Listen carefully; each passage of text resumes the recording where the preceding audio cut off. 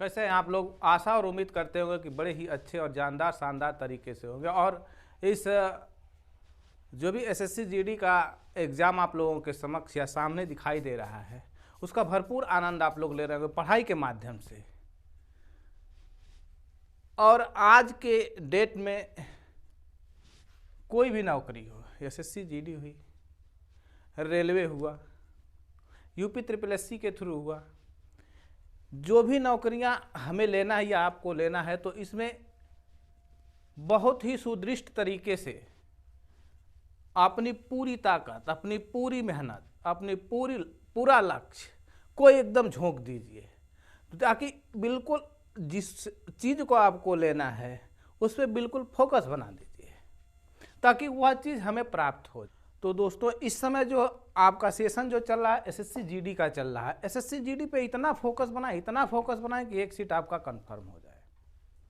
SSC GD में एक seat बिल्कुल कंफर्म हो जाए। कहा जाता है कि शिक्षा ऐसा अनमोल रत्न है, कहा जाता है कि शिक्षा ऐसा अनमोल रत्न है जो एक दिन में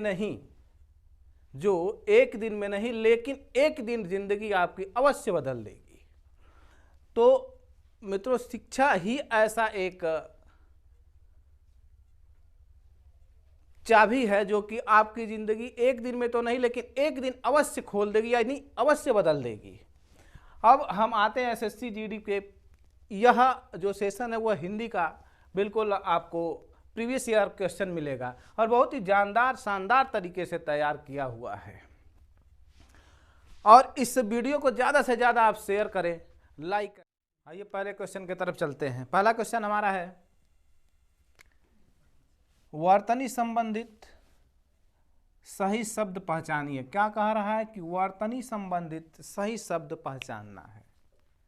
लिखा क्या है?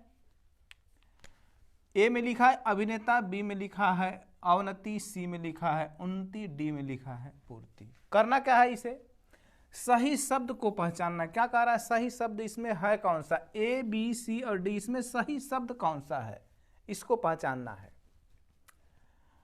तो देखें, अभिनेता, अवनति, उन्नति और पूर्ति, तो इसमें क्या सही क्या हो सकता है? देखें, यह अभिनेता जो है,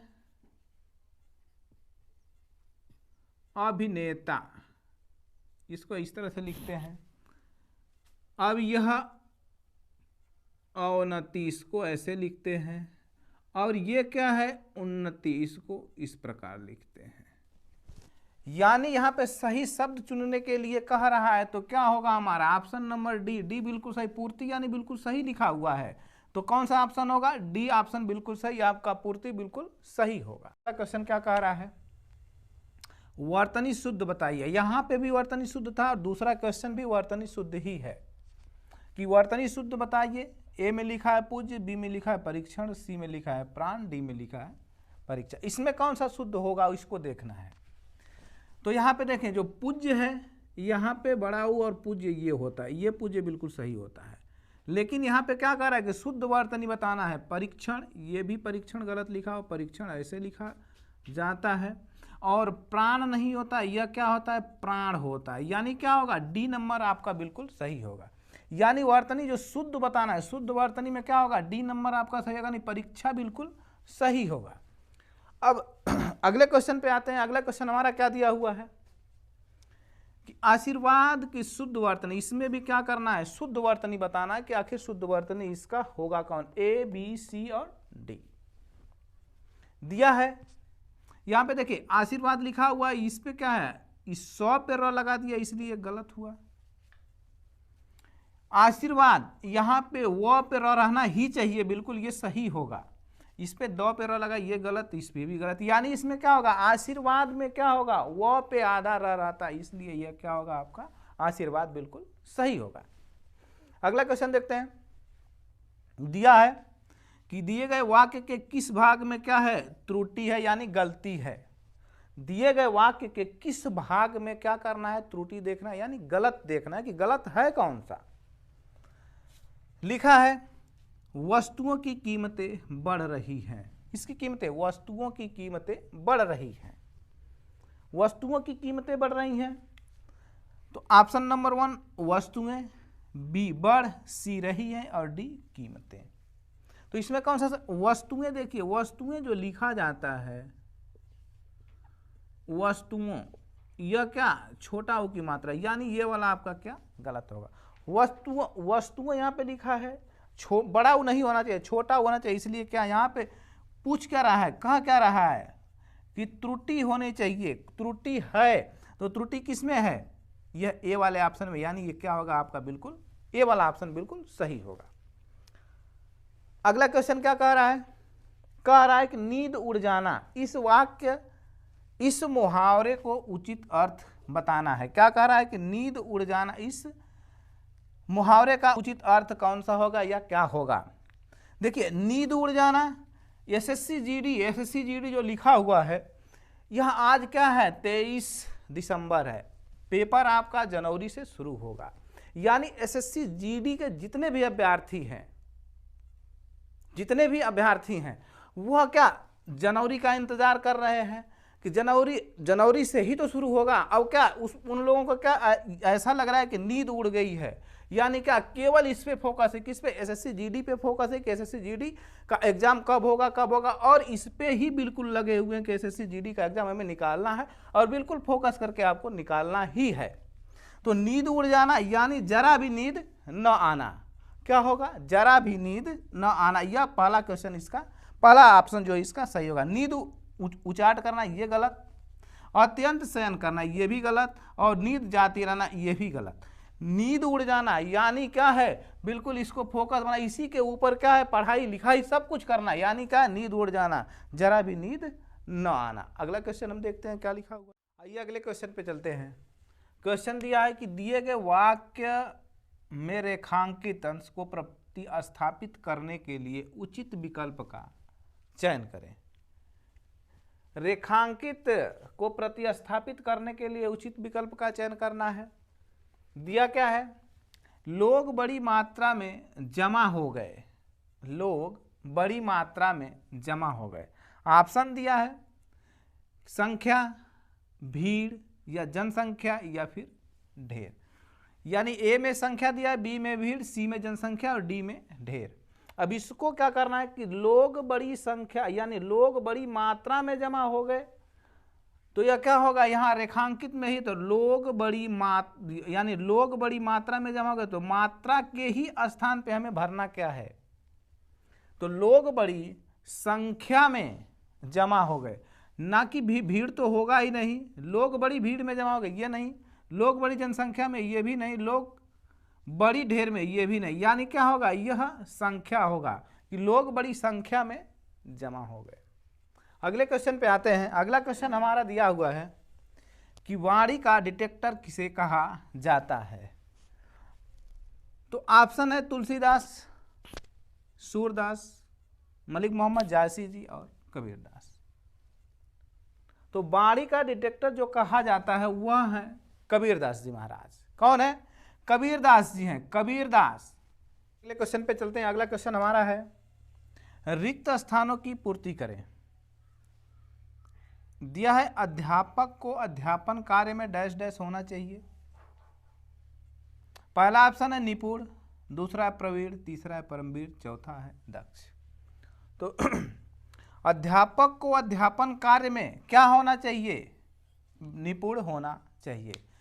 प्रवीण, इसका कोई मतलब नहीं। परमवीर चक्र अध्यापक को थोड़ी मिलेगा कि अध्यापक को परमवीर होना चाहिए। अध्यापक को क्या होना चाहिए, निपुण होना चाहिए, यानी पहला ऑप्शन बिल्कुल आपका सही होगा। देखते हैं कि पद्मावत किसकी रचना है। पहला ऑप्शन है कबीर, दूसरा है मलिक मोहम्मद जायसी, सी है प्रेमचंद, डी है निराला जी। तो पद्मावत जो है रचना है यह लिखी गई है यह मलिक मोहम्मद जायसी के द्वारा, यानी बी ऑप्शन बिल्कुल आपका सही होगा।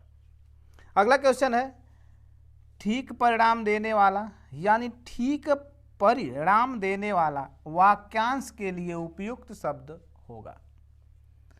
दिया है सुखद, सुखदाई, फलदाई या कलंक। यहाँ पे हमने क्या एसएससी जीडी के लिए एसएससी जीडी के लिए हम फोकस कर रहे हैं कि एसएससी जीडी में हमें होना है, तो क्या एसएससी जीडी में हम रात और दिन लगे हुए हैं कि एसएससी जीडी के लिए एक सीट मुझे क्या है कंफर्म करना है। तो क्या यहाँ पे ठीक परिणाम यानी एसएससी जीडी का जिस दिन हो जाएगा, जिस दिन रिजल्ट आ जाएगा, तो क्या ठीक परिणाम मिलना यानी क्या फल मिलना यानी फलदायी होना। क्या करना? फलदायी होना, ठीक परिणाम देना यानी फलदायी होना। यह क्या होगा आपका सी ऑप्शन बिल्कुल सही होगा, फलदायी होना। अगले क्वेश्चन पे आते हैं। अगला क्वेश्चन क्या कह रहा है? अगला क्वेश्चन हमारा दिया हुआ है, कालिदास की अभिज्ञान शकुंतलम का हिंदी में अनुवाद किसने किया था? क्या रहा है?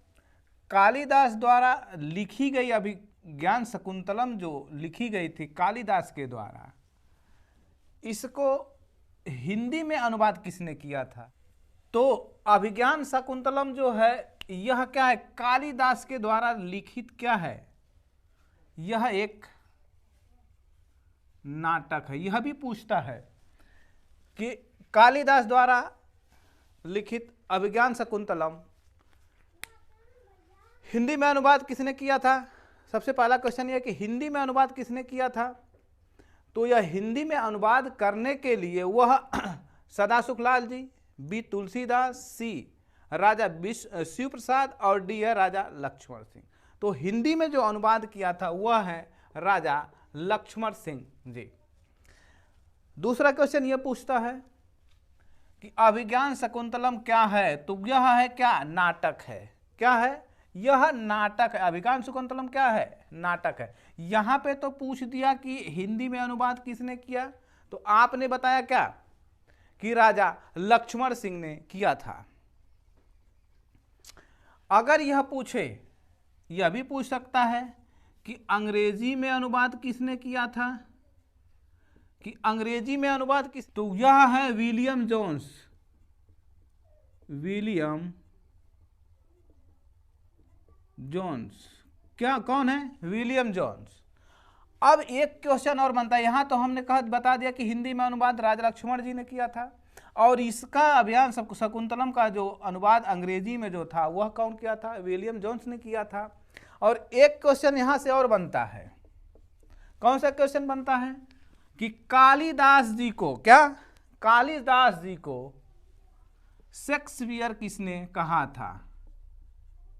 शेक्सपियर किसने कहा था? यह भी क्वेश्चन आता है कि कालिदास को शेक्सपियर किसने कहा था। तो कालिदास को शेक्सपियर कहने वाला विलियम जोन्स ही है। यह ध्यान रखिए, अंग्रेजी में भी अनुवाद इसने ही किया और शेक्सपियर भी इन्होंने ही कहा था। इसे 3 से 4 क्वेश्चन। क्या अभिज्ञान शकुंतलम क्या है? तो यह एक नाटक है। अभिज्ञान शकुंतलम किसके द्वारा रचित यह है? तो यह कालिदास के द्वारा है। अभिज्ञान शकुंतलम का हिंदी में अनुवाद राजा लक्ष्मण सिंह ने किया था, अंग्रेजी में अनुवाद विलियम जोन्स ने किया था, और कालिदास को शेक्सपियर किसने कहा था? विलियम जोन्स ने ही कहा था। अगले क्वेश्चन पे आते हैं। अगला क्वेश्चन है जब तक सांस तब तक आस। कह रहा है कि जब तक सांस तब तक आस, लोकवित्ति का अर्थ क्या होगा?